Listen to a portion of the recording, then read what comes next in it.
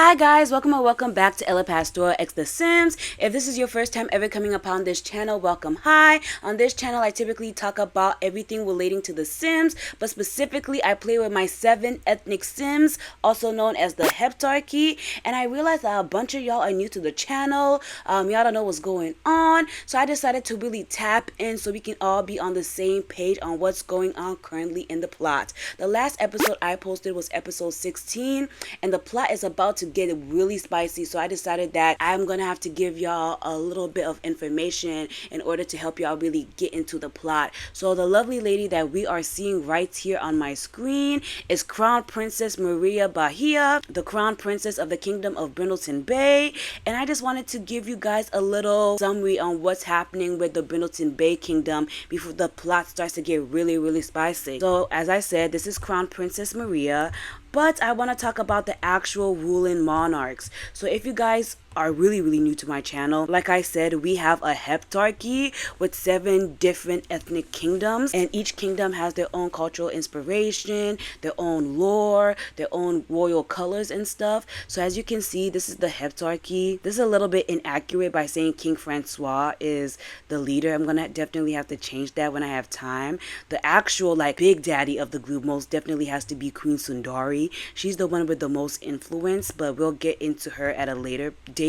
Not in this video, but in the whole Meet the Royal series. But the queen of the kingdom of Brindelton Bay most definitely has to be this lovely lady right here. This right here is Queen Melania Bahia. She is the ruling queen of the kingdom of Brindelton Bay, and she looks so much like Maria. IDK if you guys heard the ambulance in the background, but anyway, let's focus on what we need to focus on. But this is Queen Melania. She is the ruling queen. You can see that by the fact that she has the royalty plumb bob mod hovering over her head. And Queen Melania is actually married to Princess Consort Christina. Princess Consort is obviously getting her steps in by hitting the treadmill, but this is what she's looking like. I just realized that you guys probably want to see the traits or whatever. So let's really tap into it. In fact, let me have Maria do something so it isn't just me just talking to talk. Let's see. Oh, look, I always have. The one thing about my channel is that you're always gonna see that last exception. I don't care. So the traits for Maria is the main character, at least in this part of the series.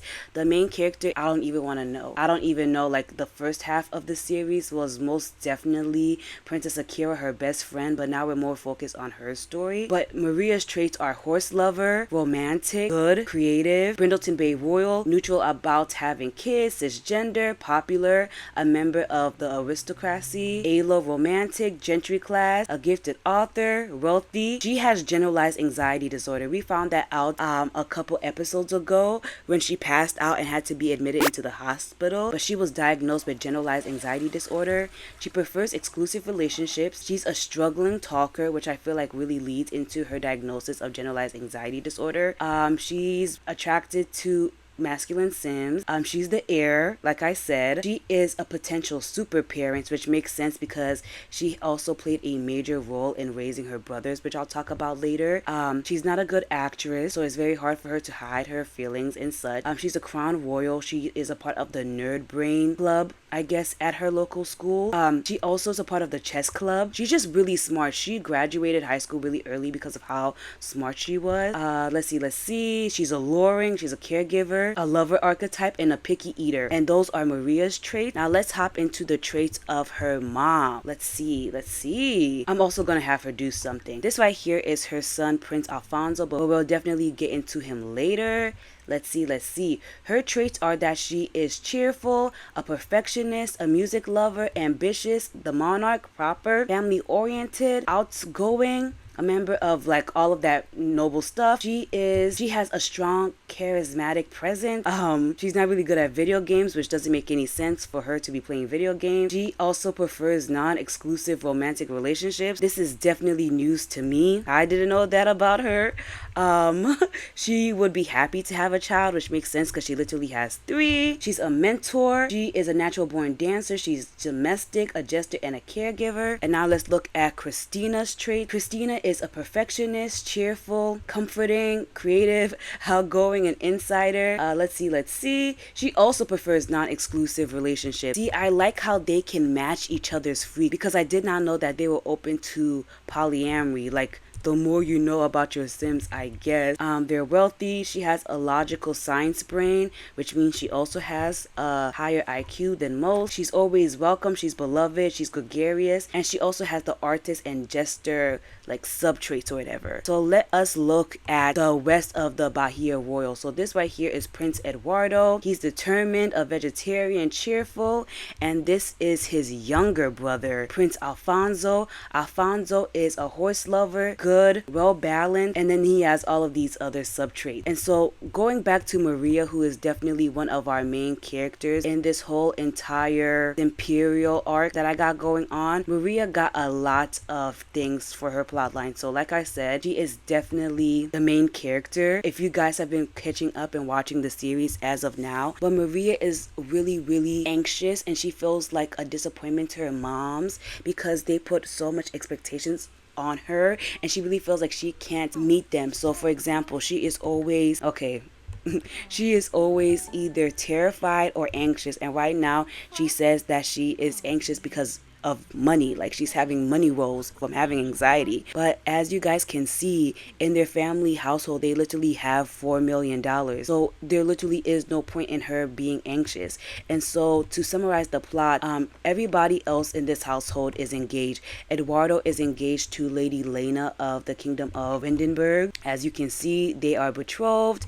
Her brother Alfonso is engaged to someone we're going to definitely be seeing later in the episode, which most definitely is Lady Nina of the House Lopez. And as you can see, they have the relationship and betrothed in good compatibility. But the thing about Maria is that she was so anxious because of, her undiagnosed anxiety disorder, that her parents were confused because they gave her the opportunity to choose her own fiance. But Maria was taking too long. Like, the fact that she is 35 days from aging into a young adult and she didn't have a fiance was concerning, because in order to stabilize their position, like, you need to have like a potential marriage partner, and so her parents kept hounding her, but she was too busy dealing with the fact that her best friend Akira was like Akira, I'm gonna have to make a whole separate video about Akira's plotline. But Akira was going through a lot, and as her best friend, Maria didn't know what to do to help, and that was making her anxious. And then there was a whole situation with the Balsetta house, which was also an issue.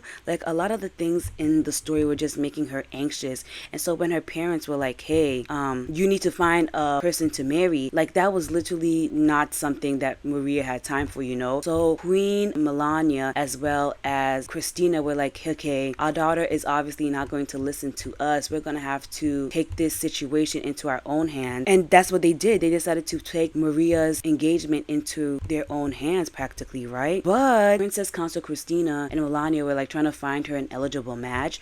Maria actually found her a little sneaky link. I don't want to call him a sneaky link. I mean, he is low-key high-key.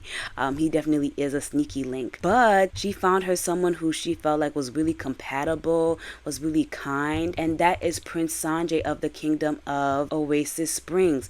I have no idea where the TV went. Like, y'all saw Queen Melania was watching TV, so where the TV go? Oh, the TV's literally right here. See, can you watch it? Guys, don't tell me that last exception caused my game to act. Free the guys. Anywho, while literally everything isn't going my way, I'm gonna show you guys Prince Sanjay. Prince Sanjay is this lovely guy right here. While I was recording this, Christina just discovered that she likes to be active, and good for her. But anyway, and back on the topic of Maria fell in love with Sanjay. And as you can see, Sanjay is such a catch. He's a musical lover, he's outgoing, he's a bookworm, he's a geek. Somehow he already has a university degree. He graduated high school early like her. And as you can see, they're lovers, they have amazing compatibility, and she finds this man to be so sexy, so delicious, like mwah, chef's kiss. But the thing about him is that he is the crown prince of Oasis Springs, while she is the crown princess of Brindelton Bay. So if they were to officially get together like how she wants, it would literally cause a succession crisis, because who would inherit what kingdom? It's a mess. It's literally physically a mess.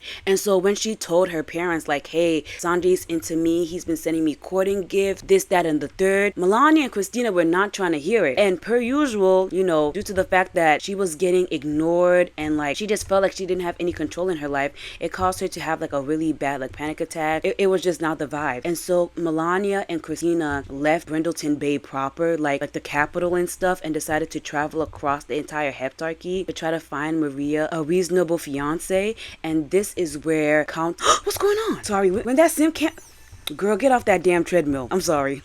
Get off that damn treadmill, please. Whenever Sims do that camera thing, they be trying to die. And y'all, no, I can't afford for nobody to be dying nowhere, no way, no how. Please, go talk to your wife about something. Y'all love to be talking.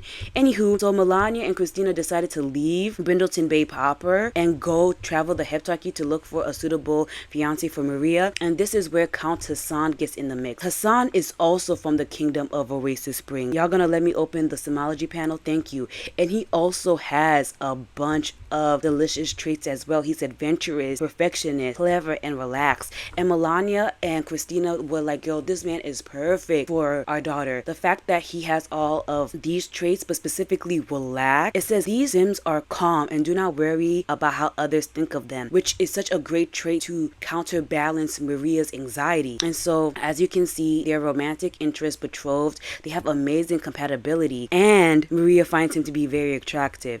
And so from last episode, y'all knew I was shocked because obviously Maria's in love with Sanjay and that's her man for real, right? Tell me why they went on another chaperone date. The first date that they went through was really, really bad. She literally yelled at him in front of her mother as well as King Edward of the Kingdom of Windenburg. It was embarrassing, but they went on another chaperone date where it wasn't her mother chaperoning them, but it was his mother chaperoning them. And tell me why she caught feels. That's why we have all this nonsense where she's talking about crush.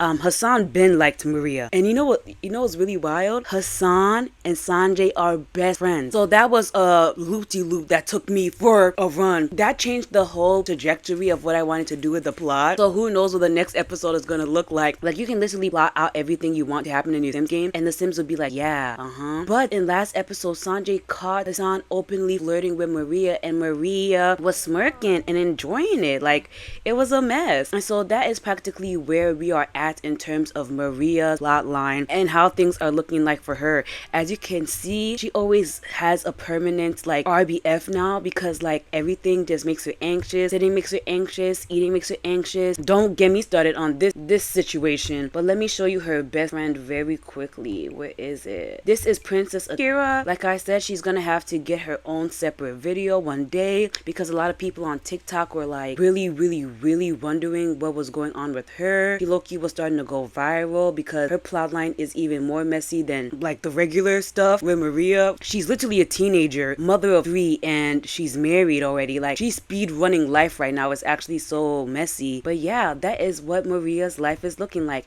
She also has a horse called Pancake. This is her beautiful horse. She loves Pancake. Pancake is aggressive, independent, and brave, which is not the traits I would expect for a horse for Maria, but that's what Pancake is looking like. Now let's get into the map and look at all of the other nobles and stuff who happen to live in the kingdom of Brindelton Bay. Okay, so this is Brindelton Bay, and for the sake of the story, I like to call this Brindelton Bay proper. And I also like to say that this is the capital because this is where the royals live, as you can see by this gigantic house in the middle of the whole entire place. And I'm just gonna introduce you guys to the very important people who live in Brindelton Bay. So obviously we have the royals. I explained to y'all who they are, and the next household that I want to show you most definitely has to be what's their names again? House Garcia. House Garcia is related to the main royals, to Princess Consort Christina. Christina is actually a descendant of this house, and this man right here is her brother. This right here is Marquis Carlos Garcia. He has the trait egghead, insider, and seductive, and he is married to Marquis Consort Samson Garcia, and his traits are romantic, hot-headed, and bro. And I just don't know what it was about the Garcia siblings, but they both turned out to be gay, as you can see by the fact that they married people of their same gender, which is like good for them. They deserve to be happy. And so in relation to this household, it's most definitely House Lopez. This is the Viscounty of Brindelton Bay, and Viscountess Andrea Lopez is the advisor to Queen Melania. Yeah, y'all don't need to know her trait. This is her husband, Viscount Lamar Mar Lopez. This is their daughter and heir, Lady Nina Lopez. But I don't know if she's going to be the heir anymore because she's definitely going to marry into the Bahia house when she comes of age. We'll figure that out as we when they age up. Right now we focus on this generation with Maria and her friends, and this right here is her younger sister Iman Lopez, who was literally just born, and they have a dog called Charlie. And so now that we've talked about the households that are directly related to the royal family through blood or a future marriage alliance, we need to talk about the black sheep of Brindelton Bay, and this most definitely has to be the barony of Brindelton Bay. In fact, it wouldn't be accurate to even call this the barony of Brindelton Bay anymore because they lost their title due to some nonsense. So for those who aren't really up to date on my series, what happened is that let me just change their household name because he is no longer Baron. He lost his title because he doesn't know how to act right. So this is House Bassetta. Let me introduce to you guys the characters. This right here, let's go with the main man. This right here is Lord Miguel Bassetta. This is his wife, Lady Mary Bassetta. And these are their children, Lord Manuel, Lady Marilyn, and Lord Jose. So in order to really understand what the hell is going on with that house, we have to go all the way to the Windenburg kingdom to really understand. So once upon a time, Mary and Miguel were individually engaged or married to these two. Mary was actually the Queen of Windenburg, and she was married to King Edward, and Lady Alencia was actually engaged to former Baron Miguel, right? So going back to where we belong, Mary was having an affair on King Edward with Miguel, and due to this affair, she got pregnant with these 3 children. But when they were born, they were very pale, so Mary was able to hide the true parentage of her children for a long time because of the fact that her babies were born pale. But as their hair started to grow and their features really started to come in, things weren't adding up for King Edward. In fact, it wasn't that things weren't adding up for King Edward. Mary started to avoid him because she felt guilty for her affair. But the Duke of Windenburg, I'm sorry, we gotta go back to Windenburg. The Duke of Windenburg, Duke Corliss, whose daughter is engaged to Prince Eduardo. See, this is Duke Corliss. This is his daughter. I'm trying to help y'all keep in touch with all of the marriage alliances. Duke Corliss was like, your children look like my children, and he's married to a white woman. So he was looking at these kids like, why your baby got an afro?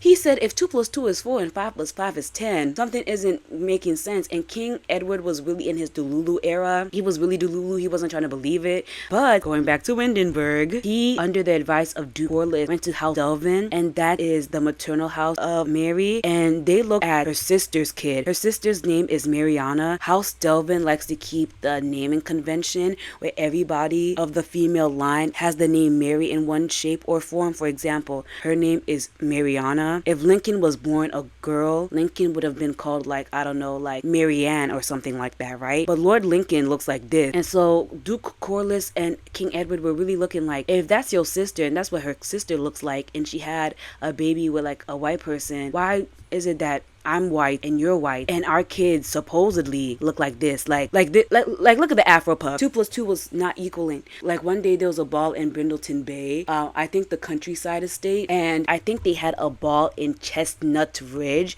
which is definitely the countryside of Brindelton Bay. Did I delete the castle? I probably deleted the ballroom, but this is where the Bahia Royals stay when they need to escape the capital and they just want some peace and quiet. They literally stay in Chestnut Ridge. But there was literally a ball in Chestnut Ridge. Mary absconded, no one could find her, and Lady Alencia found her fiance with Mary. And so as soon as she saw this, she immediately went to the Windenburg castle, because the Windenburg and the Brindelton Bay residents are one of the closest kingdoms in the whole entire heptarchy. And Lady Alencia snitched, and then there was a divorce. Mary and her kids were thrown out of the royal family, and y'all should watch the series. It got deeper than that, but I'm trying to give y'all a very basic overhaul so y'all can at least follow up. Now let's go to Chestnut Ridge, like I was just talking about. So Chestnut Ridge is the countryside estate of where the Bahia Royals stay. Maria as well as Alfonso and Eduardo stayed here for a little bit, while Queen Melania and Princess Constance Christina were traveling the 7 kingdoms trying to find Maria a marriage partner. And this is where I I just keep their horses because you know in The Sims you're only allowed to have 8 people in the household. It just wasn't making sense to have like the horses in the mainstay palace, but they like to keep their horses here. And now let me give you guys a little breakdown on whose horse is who. Like I said, Pancake is Maria's horse. She loves her some pancake. This right here is Latte. Latte is Prince Eduardo's horse, and Chocolate is Prince Alfonso's horse. And yeah, I definitely get deeper into my characters, the dialogue that happens into these characters on my Simstagram. Sometimes I even post early episode content as well as just random pictures that I take that wouldn't make sense for me to really like show here because this is like a video based platform and not a picture based platform. So if you're interested in my Sims and the plot lines and all of the intricacies that make them who they are, all of the character interactions, because I feel like I'm a writer for real, so I be really like spicy with my plot lines and stuff. But if you guys like content like that, please check out my Simstagram. Let me know which family y'all really want mind your Simsness on. Stealing that from the YouTuber Kia. And I'll definitely see you guys in the next one. I hope y'all like the next episode. Bye.